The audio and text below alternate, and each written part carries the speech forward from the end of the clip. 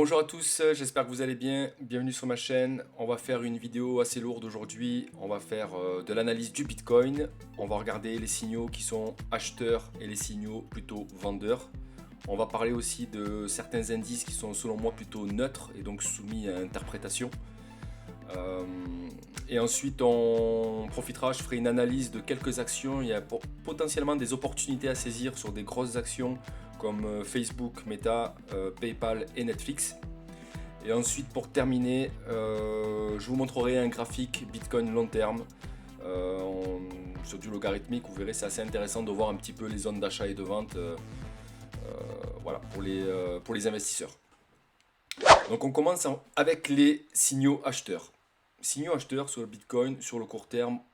Concrètement, aujourd'hui, il n'y a pas grand-chose. On a malheureusement fait une bougie en daily assez forte qui nous a fait un joli M là.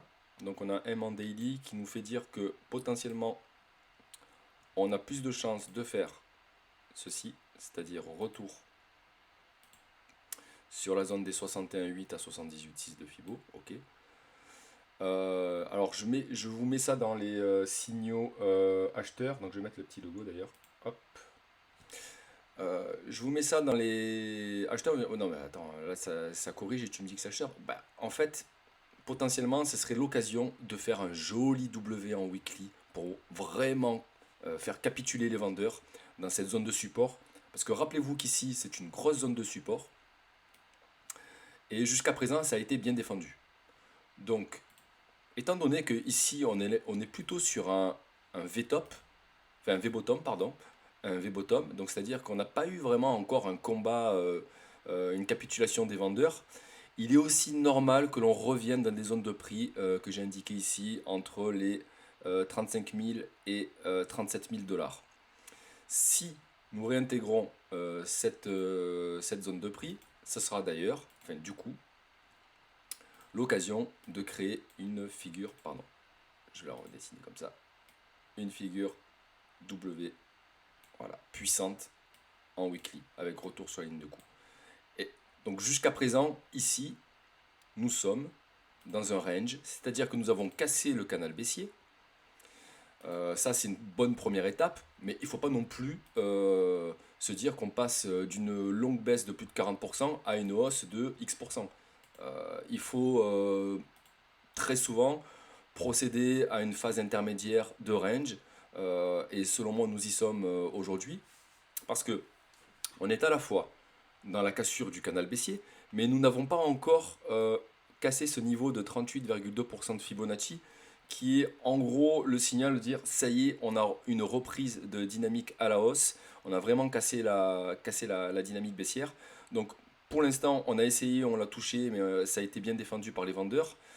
Donc voilà, on est techniquement dans un range, donc entre la zone ici, donc les 45K, on va dire, on va arrondir, et les ici, la zone de prix ici, donc les 34K.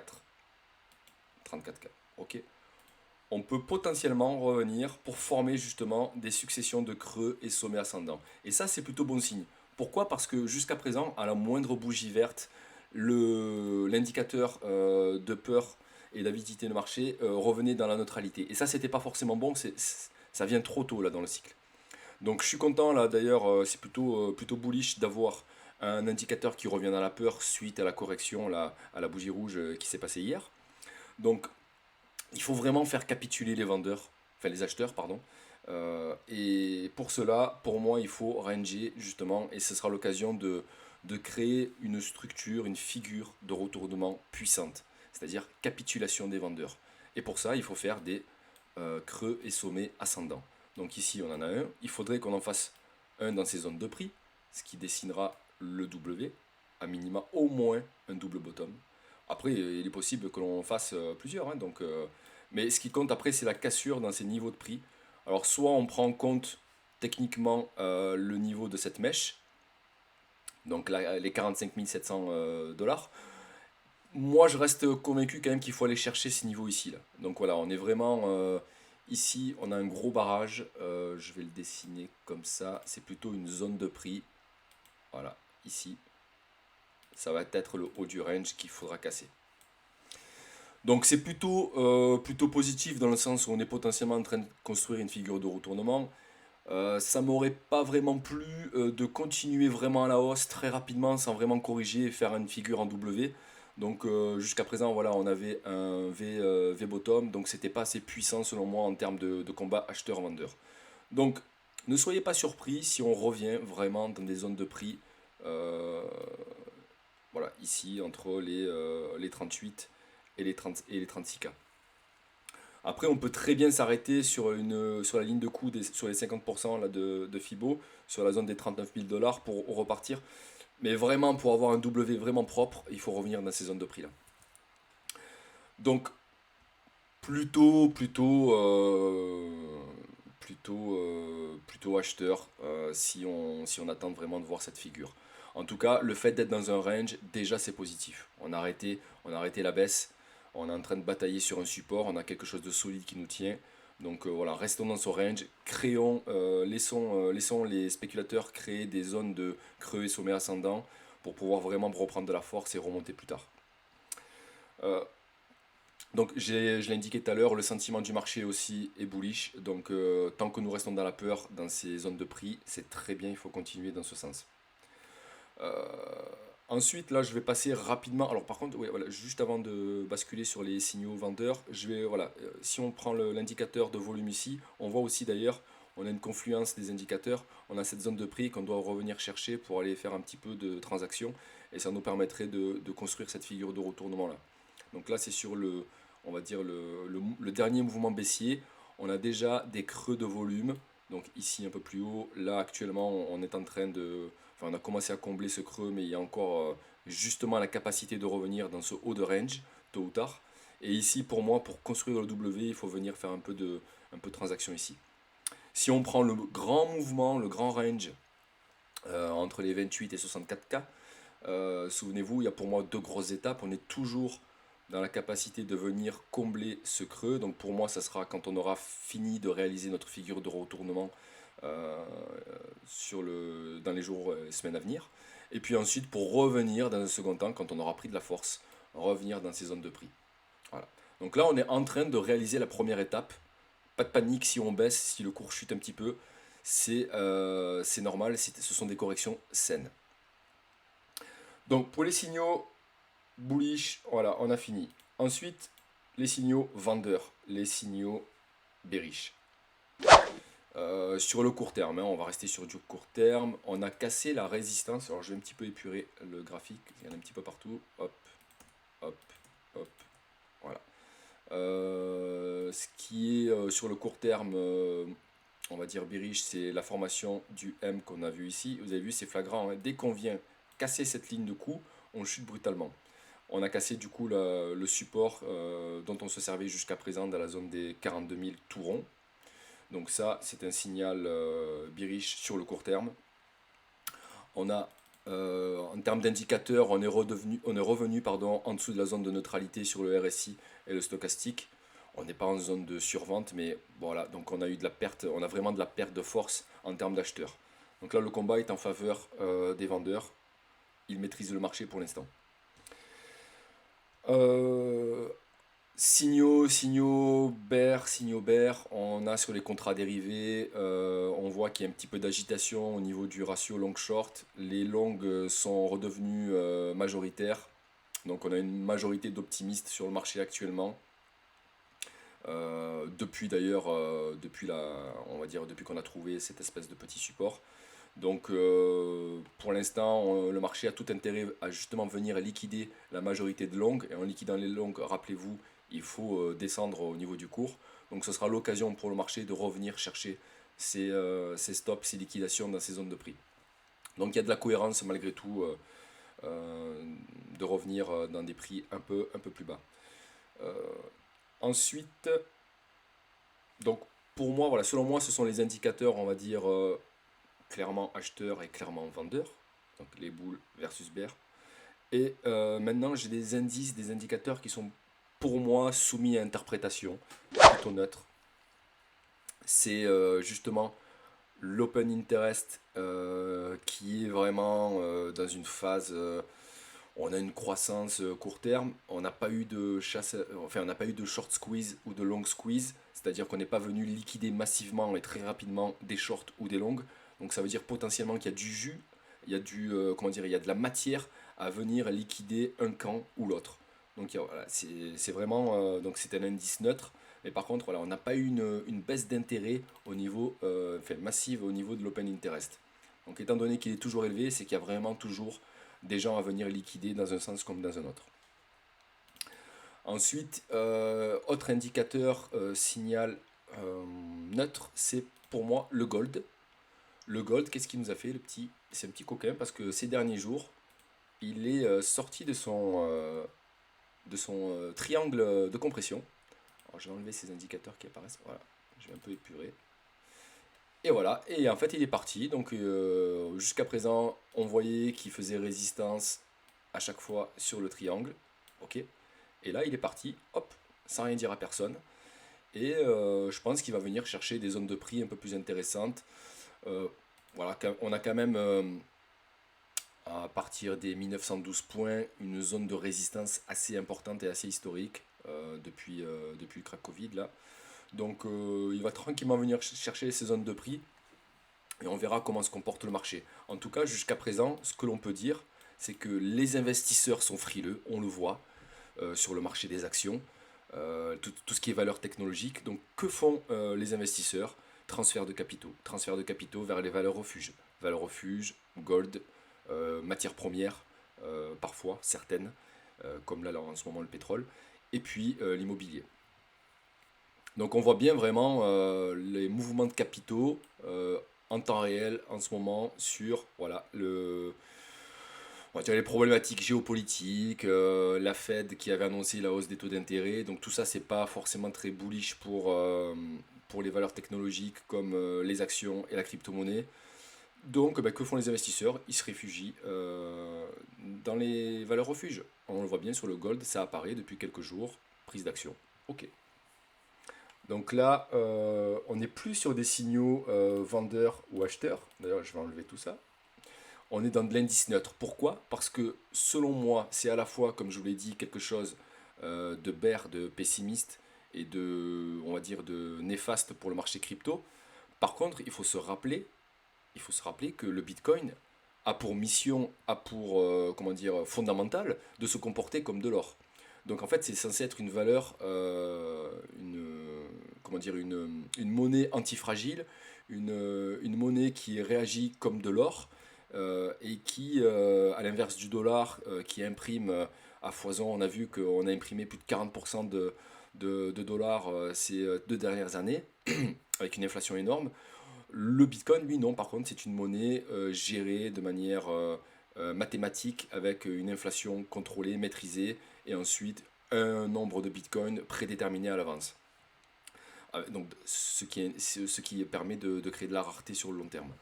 Donc là, normalement, on devrait voir dans les prochaines semaines, les prochains mois, courant 2022, voir s'il y a une corrélation entre le Bitcoin et le gold. Jusqu'à présent, il n'y en a pas. On commence à avoir tout doucement une corrélation entre le Bitcoin et les indices boursiers, les actions on va dire les valeurs technologiques que l'on retrouve dans le S&P majoritairement. On voit que depuis le crack Covid, il y a une corrélation qui se met en place. C'est pour ça que j'en parlais ces derniers temps. Mais c'est assez récent. Par contre, selon moi, si l'on doit prendre le fondamental côté crypto-monnaie, côté Bitcoin en particulier, il doit se comporter comme de l'or sur le long terme. Donc, à voir comment va se comporter le Bitcoin. Est-ce qu'il va est-ce qu'il va après justement avoir créé sa figure de retournement, pouvoir repartir à la hausse comme le fait le gold actuellement? Ça serait intéressant de le voir. Et c'est là que justement nous verrons est-ce que justement les investisseurs sont là juste uniquement pour faire du profit ou est-ce qu'ils ont compris en fait l'intérêt justement du Bitcoin et sa capacité à être antifragile face au dollar qui perd de la valeur d'année en année. Donc voilà pour la partie gold. À voir, c'est vraiment c'est 50-50 quoi. Il y a la capacité de s'en sortir et d'avoir une crypto-monnaie qui se comporte comme le gold. Et on peut avoir l'inverse, c'est-à-dire on peut le considérer uniquement comme une valeur technologique, comme un indice lambda de valeur technologique, et du coup, les investisseurs sont frileux par rapport à ça en ce moment. Autre indice, pour moi, c'est le S&P, justement. Voilà, on a sous nos yeux un combat acheteur-vendeur assez puissant. On avait eu une figure de retournement qui était en daily, qui pouvait nous permettre de penser qu'on reviendrait dans des zones de prix plus intéressantes. Là, j'ai mis un pouce vers le bas parce que on voit que les acheteurs se sont fait stopper littéralement sur la zone des 61,8 de Fibonacci. À deux reprises, ils se sont fait rect. Enfin, c'est très flagrant. Donc, il y a une volonté du marché de vraiment pousser le prix vers le bas ou de ranger à minima. C'est vraiment un combat qui est en cours. Donc, toujours pareil, quand on sort d'une grosse tendance haussière, c'est très compliqué de basculer dans une dynamique baissière. En général, il y a un range entre les deux. Est-ce que nous sommes dans un range pour avoir soit ensuite une reprise de mouvement haussière? On pourrait très bien avoir un mouvement AB égale CD. Donc c'est sur des trades de continuation.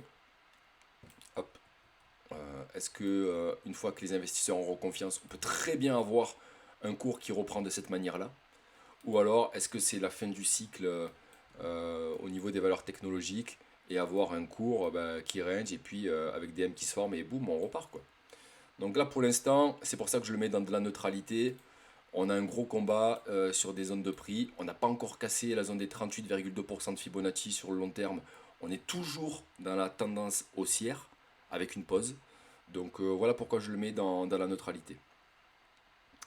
On verra d'ailleurs, je pense que courant printemps, on pourrait peut-être avoir une prise de position un peu plus marquée du marché sur les valeurs technologiques. Voilà, selon moi les indices neutres. On va basculer sur l'analyse des actions qui ont corrigé fortement ces derniers jours. Donc là, j'en ai sélectionné 3. On va commencer par Facebook Meta. Alors vous allez voir, c'est pas joli à voir du tout, du tout. Hop, je vais mettre en weekly, ça sera plus simple pour voir le graphique sur le long terme. Bon, qu'est-ce qui s'est passé? Donc, belle chute du cours, on vient de casser la zone des 38,2%, donc ça c'est pas bon signe du tout pour Facebook. Il va se retrouver facilement d'un niveau de prix à minima dans la zone des 61,8. Donc si vous avez des actions Facebook, posez-vous la question. Là c'est un peu tard pour... enfin pas trop. C'est limite tard pour vendre. Par contre il y a une question à se poser, c'est est-ce que le fondamental est toujours bon? Quelle est la cause de cette chute? Est-ce que ce sont à cause de chiffres? Est-ce que c'est à cause d'un désintérêt de la plateforme? Alors j'ai indiqué trois idées selon moi qui me permettent de penser les mouvements de prix. On a eu l'interdiction de faire sa propre crypto à Facebook, la crypto qui devait s'appeler Libra. On voit que l'organisme de régulation, la SEC, a interdit à Facebook de faire la crypto-monnaie. Donc ça, c'est quand même une news assez bearish. Donc c'est pas forcément très très bon pour Facebook. En fait, on a compris que Facebook, ce qui se passe, c'est quoi? C'est qu'il y a une diminution du nombre des abonnés. Et puis, on voit que les investisseurs sont toujours gourmands en termes de prise de bénéfices. C'est une action qui est comment dire, fortement capitalisée, donc il y a énormément d'intérêt sur cette action. Et donc, du coup, quand les investisseurs voient que le nombre d'abonnés diminue et qu'on voit que justement, en fait, il y a de la concurrence hein, avec le TikTok, etc. Donc, qu'est-ce qu'a fait Facebook? Ils ont essayé depuis quelque temps de faire une transition dans le métaverse et le monde de la crypto-monnaie. Ils ont essayé de faire cette transition. On voit que par rapport à la crypto, pour l'instant, ça n'a pas pris. Donc ils se sont fait gentiment remercier en disant bah, c'est pas pour vous. Et puis on a une transition vers le métaverse, d'où le changement de nom, qui est trop timide à mon sens. On n'a pas vraiment compris la volonté de Facebook de faire du métaverse. Alors, c'est pour ça que les marchés réagissent de cette manière. Il faut selon moi être spectateur du cours. Pour moi, il va y avoir à minima un retour ici, dans la zone d'accumulation. Si le fondamental redevient bon, si Facebook entre-temps trouve une solution d'adaptation pour retrouver des parts de marché, pour retrouver des abonnés, pour faire sa transition dans le métaverse, ici, ça sera des zones de prix. Vraiment, ce sera les soldes et il ne faudra pas hésiter à mettre une petite pièce dans ces zones de prix. Si par contre on voit que Facebook galère toujours autant à trouver sa place sur le marché, bah, ça sera juste pour moi la fin d'un cycle. Comme toutes les bulles, à un moment donné, bah, ça monte et puis ça descend. Et puis il faudra voir selon un certain temps, revoir une période de dépression et puis revenir dans des adaptations de marché. Est-ce que le métavers sera pris entre temps et puis Facebook se sera adapté dans ses niveaux, enfin à temps, on va dire, aura pris le train à temps. Il faut vraiment du coup là pour moi, selon moi, reprendre, on va dire, enfin, être spectateur et attendre de voir comment le fondamental se comporte vis-à-vis de Facebook. Il n'y aura pas le choix. Par contre, voilà, être vigilant. Si on voit qu'on est dans les zones d'accumulation, que le fondamental redevient bon, ça sera le moment de prendre, de mettre une petite pièce sur Facebook. Deuxième action, PayPal. Alors PayPal, c'est hyper violent. Là, par contre, je crois qu'ils se sont pris 60% à peu près de chute de cours. On est à 66% de chute de cours, c'est énorme. Pareil, même question à se poser. Pourquoi il y a eu cette chute? Est-ce que c'est à cause de chiffres? Est-ce que c'est à cause d'un désintérêt de la plateforme? J'ai noté trois petites idées aussi. On voit que PayPal a été quand même moteur sur l'évolution des paiements vers les crypto-monnaies. Donc ça, c'est plutôt bon signe. Malgré la chute du cours, enfin, il faut quand même se dire que au niveau fondamental, il y a une espèce de une quête à l'adaptation. Donc ça, c'est très bon pour PayPal. On peut dire que l'adaptation, enfin, il y a une tentative d'adaptation au marché, ça, il faut le noter. Ensuite, on voit qu'il y a une baisse du chiffre d'affaires et des résultats nets. Les investisseurs sont déçus en termes de résultats sur la plateforme. Donc c'est pour ça ils ont pénalisé, ils ont corrigé. Enfin, en tout cas, il y a une punition en termes d'investisseurs. Et puis, il y a une certaine news qui est apparue ces derniers temps, c'est justement la séparation avec eBay. Donc, il y a une baisse potentielle du chiffre d'affaires. On parle de 3 à 5% de baisse potentielle à venir du fait de la séparation avec eBay. Donc, ça aussi, je pense que les investisseurs ont eu peur justement de cette baisse de transactions, cette baisse de chiffre d'affaires. Et du coup, ils ont anticipé justement, ils ont anticipé la séparation avec eBay. Selon moi, c'est toujours peut-être une opportunité. On attendra toujours un retour. On va voir où est-ce qu'on en est là par rapport à Facebook. Ça a chuté beaucoup plus que ça. Donc on voit d'ailleurs qu'on est déjà dans des zones d'achat long terme, d'accumulation. Ok. Donc essayons de voir comment se comporte le cours. Est-ce qu'on va avoir un cours voilà, qui commence un petit peu à se calmer dans les zones des 78,6, ou est-ce que ça va être une correction beaucoup plus forte que ça? Selon moi, si PayPal redonne de la confiance aux investisseurs en disant regardez ma conversion vers la crypto-monnaie, etc., ça marche bien, j'ai une croissance en termes de chiffre d'affaires au niveau crypto-monnaie, ça sera l'opportunité de mettre une pièce aussi dans cette action qui est PayPal. Donc voilà, patientons. Quand il y a des chutes comme ça, c'est pas le moment de shorter le marché, c'est déjà trop tard, on est déjà dans des zones de prix très très basses. Donc j'irai pas faire un short ici sur PayPal. Par contre, ça vaut peut-être le coup sur le moyen terme de checker de temps en temps et voir où ça en est pour réinvestir dessus. Troisième action et dernière, Netflix, pareil, belle chute de cours, on a perdu 50% grosso modo ces derniers jours. Qu'est-ce qui s'est passé? Est-ce que le fondamental est toujours bon? Quelle est la raison de la chute? Est-ce que ce sont des chiffres qui sont mauvais? Est-ce qu'il y a un désintérêt de la plateforme? Qu'est-ce que l'on peut dire? En fait, il y a une perte de force sur les nouveaux abonnés. Il y a de moins en moins de nouveaux abonnés. Il y a des nouveaux abonnés, mais il y a de moins en moins.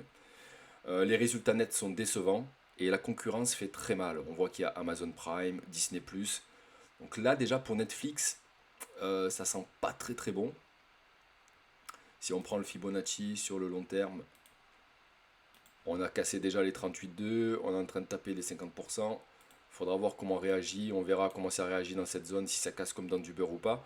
Et pareil que pour les autres, peut-être, potentiellement, si le fondamental redevient bon, si Netflix s'adapte et propose des nouveautés, propose des nouveaux forfaits, peut-être plus attractifs ou avec du contenu un peu plus riche, parce que concrètement, moi, Netflix, je trouve que le contenu est pas forcément génial pour ma part. Il y a énormément de contenu, mais de qualité, je trouve comment dire, assez mauvaise. Ou alors il commence une bonne série, puis ensuite on voit que pour avoir les saisons, comment dire, pour visionner les nouvelles saisons, on doit attendre 2 3 4 ans.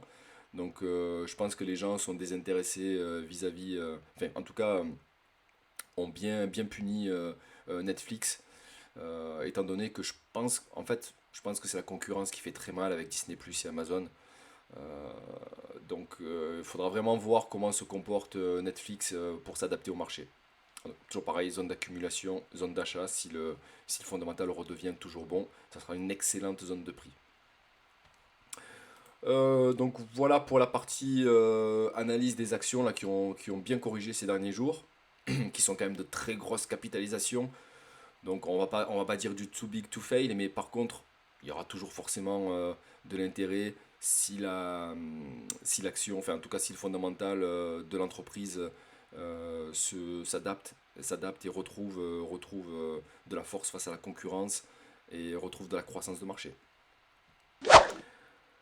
Dernier élément, je voulais vous montrer une courbe, c'est un graphique logarithmique du Bitcoin, la Rainbow Price Chart. Alors, en fait, qu'est-ce qu'elle nous dit? C'est une courbe qui nous donne des indications de prix, alors soit plutôt des tendances à l'achat ou des tendances à la vente, selon les zones de prix. On voit que sous les précédents cycles, dès qu'on était dans le rouge, c'était le moment de vendre pour eux.